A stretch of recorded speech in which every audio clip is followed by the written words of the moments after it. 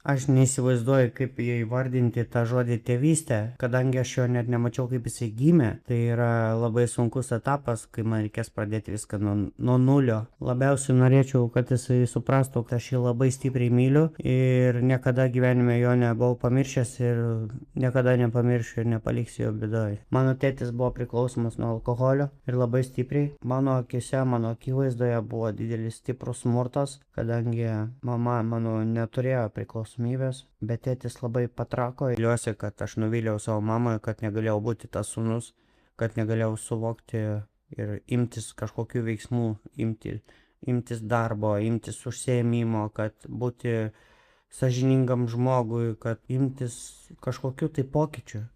Vaikų namuose aš atsidūriau 94 metais.